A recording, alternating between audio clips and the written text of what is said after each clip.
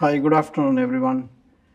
I was thinking for quite some time when I was going to be here as to which story from so many experiences in my life should I pick, because I wanted it to be something really that stands out, something really that is special, not run of the mill, not very common kind of experiences.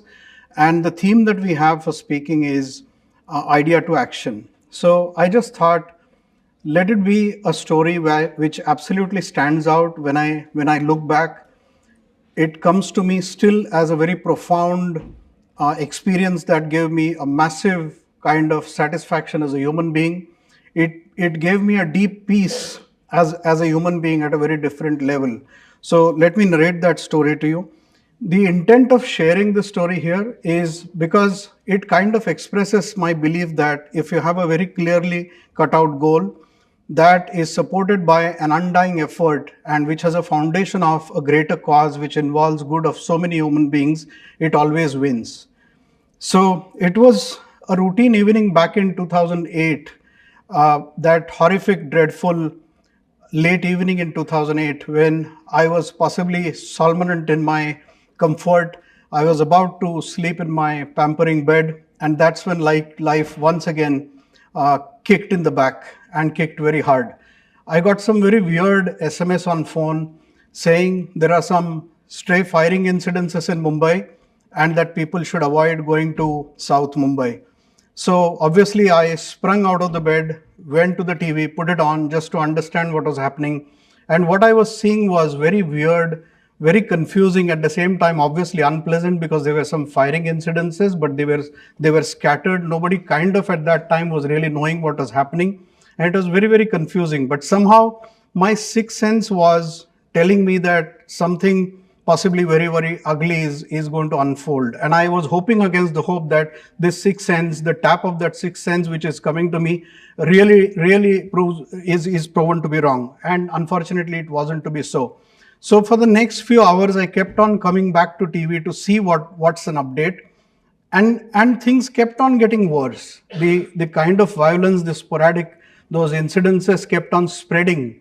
But still, it was very unclear. It was still quite confusing because nobody was able to know really what was happening. It was very unusual, and it did not take a few hours, more than few hours, to understand what it was. It was a horrific situation, as all of us know. Locations in Mumbai like Taj Hotel, Trident, CST stations were under tremendous kind of heinous violence, and it ended up being a sick dance actually of evil that started playing its ugly opera to the whole world. Any human being who was in senses, who had empathy, who had the right heart and mind, was very, very unhappy with this.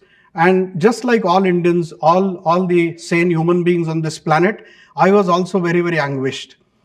And what unfolded is, for hours after hours and hours after hours, it kept on going and it kept on going worse for next at least 48 odd hours, as we know, until the drama ended, leaving tremendous amount of pain, violence, bleeding, bloods for all of us like human beings. And then what unfolded in the next few days after that is, I could see that a sense of fear, sense of insecurity, and sense of doubting, sense of suspicion about one another started coming into society. So I was thinking, I was quite at unrest, feeling pain, anguished about it. I was thinking, can I not do anything as a common man to alleviate this pain, at least to say that I protest this heinous crime? Can I not do something which will kind of heal the wounds that were there? And like all humans, like Indians, I was also in pain. While my mind started thinking, I was also busy with multifaceted life, including a demanding work. But my mind kept on thinking that what I can do. And in a few days, I was narrowing down on doing a marathon run and I was clearly envisaging, I was visualizing that if I get about few thousand human beings together to denounce this, to run together, to show that solidarity and faith, that could be possibly my contribution to respond to this. But how do you do that? Because obviously life was testing. Uh, uh, I hardly use word but here I had no resources. To make the challenge even worse or possibly more tougher to me, I was in India very recently after spending about 10 years with my wife and 2 kids. So I myself did not have an ecosystem. I did not have any social connects to tap into for this cause. So I didn't know where to start, how to go about it, how to even organize a marathon. So everything was kind of birds in bush. But I had a very clear resolve, very clear resolve, backed up by a very great cause, as I said. So I had to act very soon, one thing at a time, many things at a time. I started talking to people, telling them about what I want to do, and it was an experience that, when somebody is seeing something very clearly, like I was envisaging, I was visualizing what I want to do, but it was very haze to people. So it was becoming like somebody is listening to an insane person. And I must have spoken to maybe 50, 60, 70, 80 people before I got one person who said, yes, I want to back with you. I want to back you. I want to work with you. He was one of the school friends whom I coincidentally met there after about 30 years. Fortunately, he was one there who was grounded in the soil, who had the right connects. And it was first time that kind of universe said to me, that I bless you. So things started moving. From 2, we became 3 and 4 and 5. That was not much difficult because of obviously the background that he had there. So very soon, in about 10 to 12 days, we were a team of 15 fantastic, amazing people coming from different backgrounds, a charged up team, all wanting to share this vision. So days in and days out, we were all kind of like CEOs, we were brand ambassadors, we were T-boys, we were loaders, unloaders. To make it tougher, like I said, we did not have the means, but when we had 15 people, they had their own connects. Things started rolling. We started getting help. You must have read, possibly many of you, Who Moved My Cheese. Fortunately, I had read that book, and much earlier in my life, I started practicing that book. And I always move my own cheese before somebody else moves it, or possibly life moves it. So I thought this was time that life was telling me that, Sandeep, you have to throw your cheese and rediscover. And that is how I was seeing it. So I made silos and sub-silos. What I needed, it was very tiny. What I needed was a mountain. But obviously, with all this system, slowly things started happening. I nourished the positive belief that I had.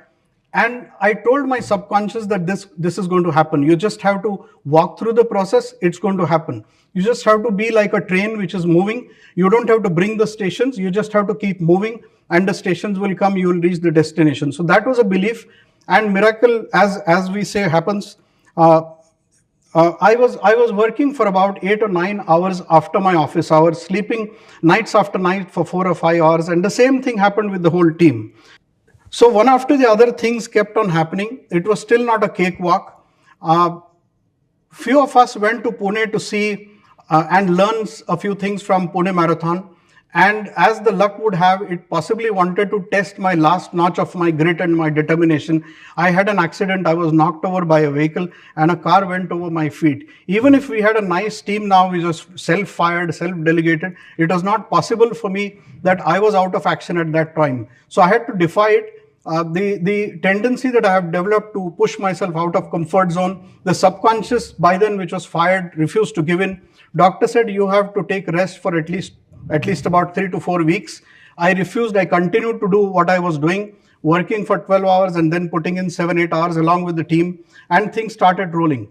The whole team was working, forgetting hunger, forgetting thirst. We were sensing the fragrance of clouds, though far away.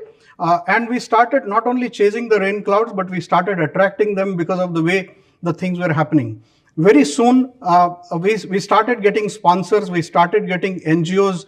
It was like universe is saying Tathastu to us in a louder voice.